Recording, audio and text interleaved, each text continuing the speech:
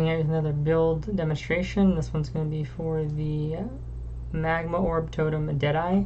And I'll show you the ascendancy right here. So you basically are doing this for the ricochet because we have 2 chains from the helm and we have 3 chains from the ability itself, and then ricochet gives a chain.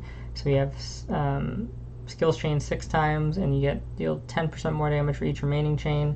So on the first bounce, essentially, you're doing kind of a lot of damage, like 60% more with this node. Far shot, you only get the projectile speed, you don't get the projectile attacks. And endless munitions, you're getting the area effect, and skills fire additional projectile. The area effect is just really good for like the overlap on the ball damage. And then gathering winds is just obviously nice to make you a bit quicker. Reason why we're going blood magic, as you can see, is because this has a very steep mana cost, and it's going to be super hard to sustain it without blood magic, unless you're going Hierophant or something, which you could, but you're losing a lot of kind of like the utility and damage you'd get out of Deadeye. So definitely it's still possible to build this Hierophant, but this is just kind of like a different take. It's really quick: Fire Pen, Magma Orb, faster casting, controlled destruction, multiple totems, and combustion. And we're going to go into a dunes here. Just doing a dunes because it's nice and open, and this is what I have. Like, it's my Shaper Elder ping pong area right now. So yeah. I won't do the Zena. See, guys, give you guys a quick run. We're gonna open this at the start. Oh, I was like trolling. Okay. Usually don't have to put this on to break these, really. The skill does a good job once you get crit. Let's see, I think we opened it before the timer went out. Anything that doesn't die right away in these, I have like the faster casting projectile weakness, and I basically just like really quickly will cast it. Look at this guy.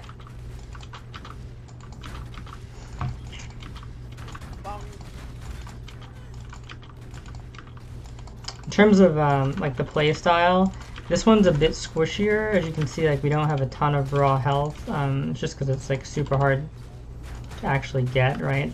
By the time I get 95, we will have over like 5k health.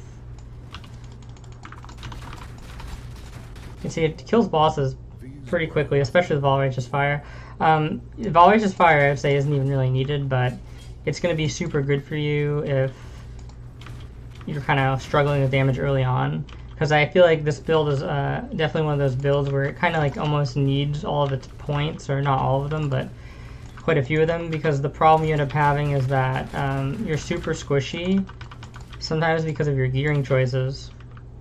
That's pretty much the map, I guess. Yeah, you're super squishy because you like how you're gearing it in some ways.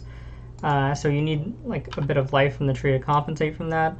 But at the same time, you also need damage. So for example, like I got a decent amount of my life nodes first, and I didn't have Shaman's Dominion or Annihilation for a while, and I was still sort of invested into crit in other ways. Like I have a crit Watcher's Eye for anger, I believe.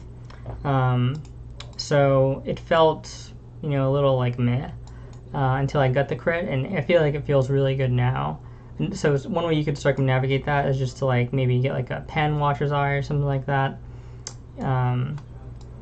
But yeah, so we were kind of like heavily invested in crit without much crit, so it didn't feel too great. But now that we have, like, you know, like the points from being like a level 90, feels pretty damn good. You can kind of like, and that was in like high maps too. Like obviously this will be fine and shit on things in low maps. Like I said, the clear is really good. Sometimes the rares will give you a little bit of trouble early if you don't have all your stats. Just use projectile weakness, Vol Righteous Fire, and you should be all set.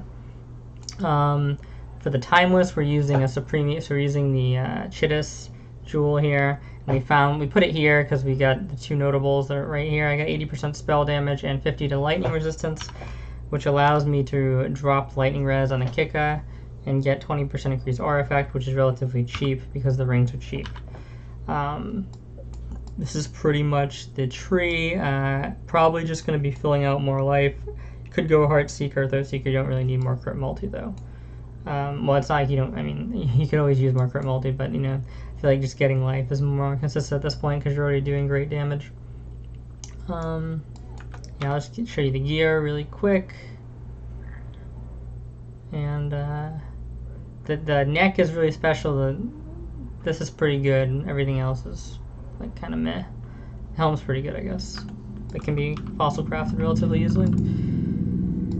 So yeah, I think that's pretty much everything. Thanks for watching, and see you guys later.